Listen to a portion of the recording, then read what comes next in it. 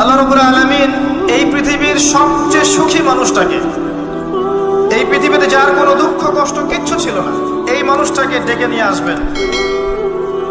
ডেকে নিয়ে এসে জাহান্নামে ঢুকাবেন এক মুহূর্ত সময়ের জন্য, ধরেন 1 সেকেন্ড বা 1 ন্যানো সেকেন্ড। এরপরে বের করে নিয়ে আসবেন, নিয়ে এসে বলবেন, পৃথিবীতে কি সুখে ছিলে? সেই ব্যক্তি বলবে, সুখ কি জিনিস হে আল্লাহ আমি জানি না। আমি কি বুঝাতে পারছি ভাই? সুখ কি জিনিস আমি জানি না। আর আল্লাহ রাব্বুল আলামিন এই পৃথিবীর সবচাইতে কষ্টে থাকা মানুষটাকে ডেকে নিয়ে আসবেন, এনে জান্নাতে ঢুকাবেন, ঢুকে 1 মুহূর্ত সময় রাখবেন, বের করে নিয়ে আসবেন। বলবেন, পৃথিবীতে কষ্টে ছিলে? সেই বান্দা বলবে, কষ্ট কি জিনিস আল্লাহ আমি জানি না। এটাই সেই আয়াতের ব্যাখ্যা বলা যায়। আল্লাহ পাক বলেছেন, কুল্লু নাফসিন যায়িকাতুল মাউত, প্রত্যেকটা নফস বা আত্মা মৃত্যুর স্বাদ গ্রহণ করবে। ফাইন্নামা তুওয়াফাউনা উজুরাকুম ইয়াওমাল কিয়ামাহ, কিয়ামতের মাঠে তোমাদের পূর্ণ প্রতিদান দেয়া হবে।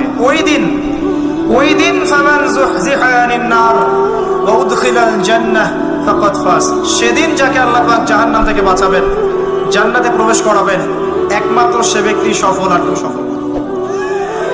এই আয়াতটা হচ্ছে দ্য ডেফিনেশন অফ সাকসেস, যার পিছনে আমরা ছুটছি।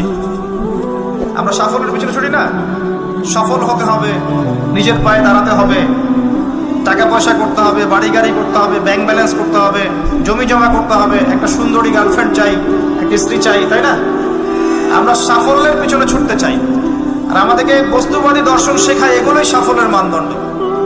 তা আল্লাহ পাক এখানে বলছেন, যাকে জাহান্নাম থেকে বাঁচানো হবে আর জান্নাতে প্রবেশ করানো হবে, এই ব্যক্তি ছাড়া কেউ সফল না।